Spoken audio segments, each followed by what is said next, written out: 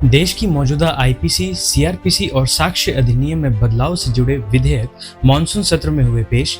राजद्रोह जैसे कानून को हटाया गया, जोड़ी गई कई नई धाराएं। नमस्कार, मैं हूं आपके साथ अंकित श्वेताब और आप देख रहे हैं एनएनबी न्यूज, खबर भी विचार भी। बीते शुक्रवार गृह मंत्री अमित शाह ने संसद के मॉनसून सत्र में काफी महत्वपूर्ण विधेयक पेश किया। भारत सरकार ने औपनिवेशिक युग के आपराधिक कानूनों में आमूलचूल बदलाव की घोषणा की है। इसमें मॉब लिंचिंग और नाबालिग से बलात्कार जैसे अपराधों के लिए अधिकतम सजा में बदलाव किए गए। भारतीय दंड संहिता आईपीसी 1860 की जगह अब भारतीय न्याय संहिता 2023, दंड प्रक्रिया संहिता सीआरपीसी 1898 की जगह अब भारतीय नागरिक सुरक्षा संहिता स्थापित होगी। भारतीय साक्ष्य संहिता 1872 की जगह अब भारतीय साक्ष्य अधिनियम स्थापित किया जाएगा। साथ ही देशद्रोह के बजाय एकता को खतरे में डालने का एक नया अपराध शामिल किया जाएगा। केंद्रीय गृह मंत्री अमित शाह ने 3 विधेयक पेश करते हुए कहा कि 1860 की भारतीय दंड संहिता को भारतीय न्याय संहिता द्वारा प्रतिस्थापित किया जाएगा।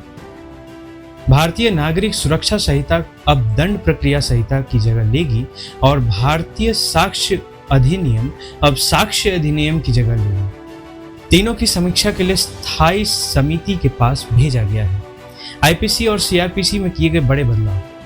माननीय अध्यक्ष जी, ये 5 प्रण में से एक प्रण था कि हम गुलामी की सभी निशानियों को हम समाप्त कर देंगे, हमारे मन से वो बोझ को दूर करेंगे। माननीय अध्यक्ष जी, आज मैं जो 3 विधेयक एक साथ लेकर आया हूं, वो तीनों विधेयक एक प्रकार से मोदी जी ने जो 5 प्रण लिए हैं उसमें से एक प्रण की अनुपालना करने वाले। राजद्रोह जैसे कानून को हटाया गया है और उनके स्थान पर अधिक स्पष्ट और अलगाववाद और आतंकवाद से जुड़े कानून को लाया गया है।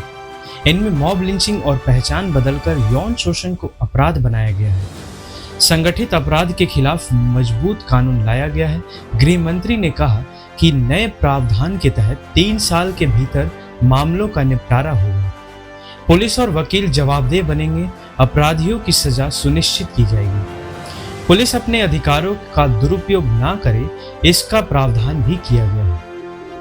प्रस्तुत विधेयक के मुताबिक नागरिक सुरक्षा संहिता में 533 धाराएं होंगी।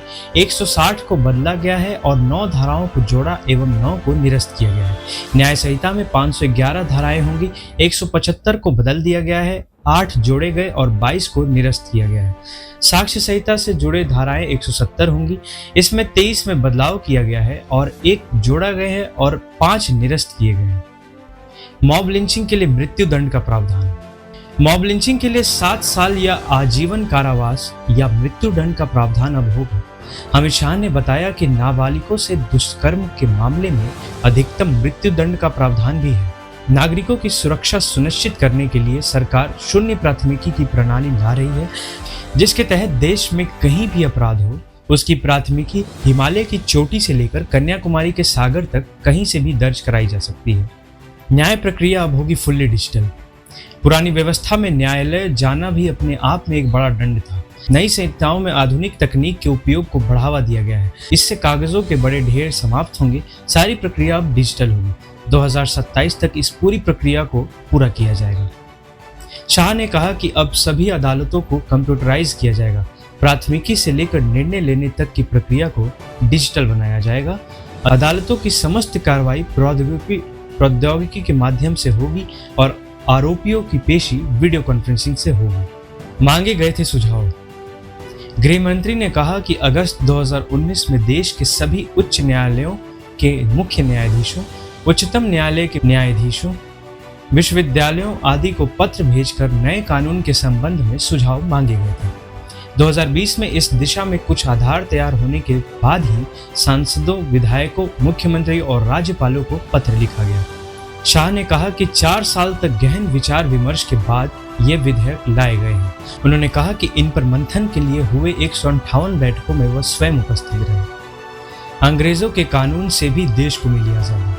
शाह ने सदन में विधेयक को पेश करते हुए कहा कि देश में गुलामी की सभी निशानियों को समाप्त करने के प्रधानमंत्री नरेंद्र मोदी की सरकार के 5 प्रण के अनुरूप इन विधेयकों को लाया गया है। जो जनता के लिए न्याय प्रणाली को सुगम और सरल बनाएंगे। हमारे कानूनों का मकसद इसके माध्यम से न्याय देना है। इनकी आत्मा नागरिकों के संविधान प्रदत्त अधिकारों की सुरक्षा करना है। उन्होंने कहा कि अंग्रेजों ने राजद्रोह पर कानून बनाया था, लेकिन हम राजद्रोह के कानून को ही पूरी तरह समाप्त कर देंगे। पीएम मोदी ने रखे थे 5 प्रण। शाह ने विधेयक पेश करते हुए कहा कि आगामी 15 अगस्त को आज़ादी का अमृत महोत्सव समाप्त हो जाएगा और 16 अगस्त से आज़ादी की 100 वर्ष की यात्रा की शुरुआत के साथ ही अमृत काल का भी आरंभ होगा। प्रधानमंत्री नरेंद्र मोदी ने गत वर्ष 15 अगस्त को लाल किले की प्राचीर से अपने उद्बोधन में देश के सामने 5 प्रण रखे थे, जिनमें एक प्रण था, हम गुलामी की सभी निशानियों को समाप्त कर देंगे। शाह ने कहा कि आज मैं जो 3 विधेयक एक साथ लेकर आया हूँ, वह तीनों विधेयक मोदी जी ने जो 5 प्रण लिए हैं, उनमें से एक प्रण का अनुपालन करने वाले हैं।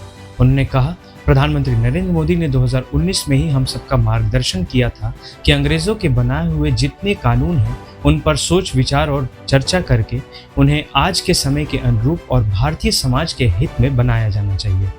वहीं से इस प्रक्रिया की शुरुआत हुई थी। अब आगे देखना यह है कि अन्य किन चीज़ों से ब्रिटिश शासन का नामो निशान मिटाया जाता है। तब तक के लिए हमसे जुड़े रहें। धन्यवाद।